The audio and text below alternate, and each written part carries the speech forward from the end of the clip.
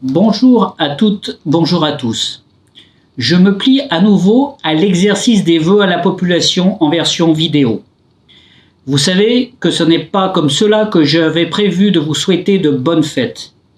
Mais la situation sanitaire ne me permet pas autre chose et je pense que vous préférerez entrer sereinement dans l'année 2022 plutôt que de prendre des risques peu utiles. Je voulais vous parler de la situation encore difficile que nous remarquons particulièrement au niveau des associations qui peinent à reprendre une activité sereine. Je voulais faire un point avec vous sur toutes les actions de l'année qui sont passées entre les gouttes et qui ont permis de revitaliser les liens entre les habitants.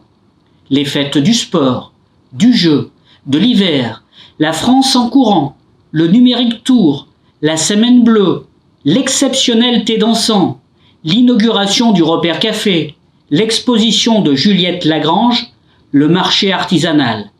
Autant d'occasions de se côtoyer, de partager de bons moments.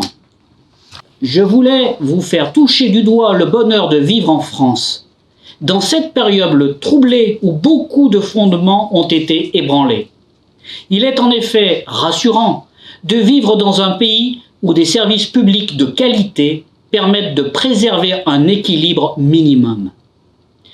Même si notre service de santé a été mis à mal par des décennies de plans d'austérité, il tient le choc. Je pense que nous devons prendre le temps de remercier les soignants, encore, parce qu'ils nous soignent, encore.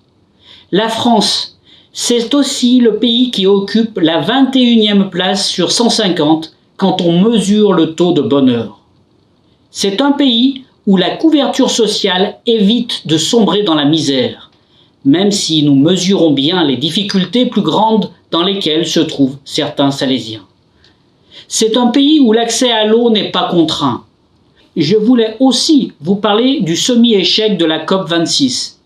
Je ne peux que m'inquiéter quand les dirigeants du monde se réunissent pour entendre les données scientifiques vérifiables du dérèglement climatique et qu'ils accouchent d'une si petite souris.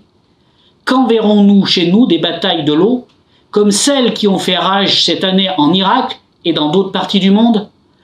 Faut-il préparer notre commune à un réchauffement de plus 3, plus 5 degrés?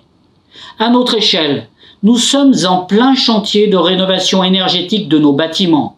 Nous cherchons à désimperméabiliser, revégétaliser.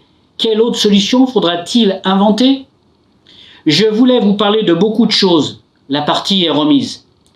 Je compte vous envoyer une lettre pour faire le bilan des actions 2021 et parler des perspectives de 2022. Il est normal que vous soyez informés. En attendant, je vous souhaite à toutes et à tous une bonne et heureuse année 2022.